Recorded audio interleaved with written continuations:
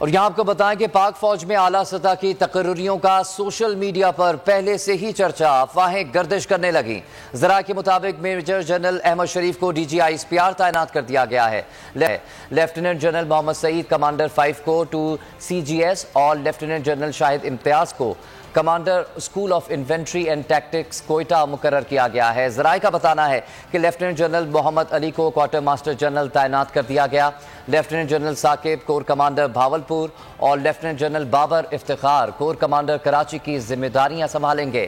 Lieutenant general Noman Zakria command logistic support اور lieutenant general Shehbaz کو ASFC تعینات کر دیا گیا ہے۔ واضح رہے کہ ISPR کی جانب سے تقرریوں کا حتمی اعلان نہیں کیا گیا ہے۔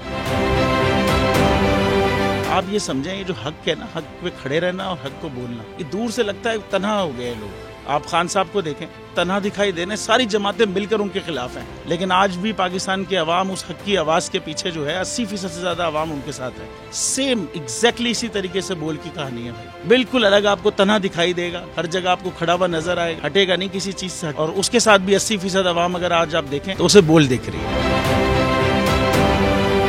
جعلی کیس ہے نا، یہ ہم پہ اس وقت بنائے گئے تھے جب حکومت یہی تھی، انہی لوگوں کی حکومت تھی نا، اور یہ جعلی کیس، ان کو میں نہیں کہہ رہا اس کیس کو جعلی کیس، ان کو پاکستان میں کیا پوری دنیا میں ایک ایسا شکایت کنندہ نہیں ملا، ایک ایسا کمپلیننٹ نہیں ملا جس نے یہ کہا ہو کہ ہمارے ساتھ فراڈ ہوا ہے۔ تو یہ خود ہی بن گئے کمپلیننٹ، اور یہ خود ہی انہوں نے خود ہی انویسٹیگیشن کی، اس کی خود ہی تفتیش بھی کی، یعنی کہ کمپلیننٹ بھی ہے، انویسٹیگیشن آفیسر بھی ہے، اور ان دا اینڈ انہوں نے پھر اس کے باوجود یہ کورٹ میں جمع کرایا کہ جی یہ کیس جعلی کیس تھا، اور اس میں کسی قسم جو کچھ ایگزیکٹ کر رہا تھا سب لیگل۔ یہ میری بات نہیں ہے، یہ ان کے انویسٹیگیشن آفیسر کی بات۔ سب سے زیادہ ویوز اور سب سے زیادہ ریٹنگ کے ساتھ بول آج بھی رہا نمبر 1 پر۔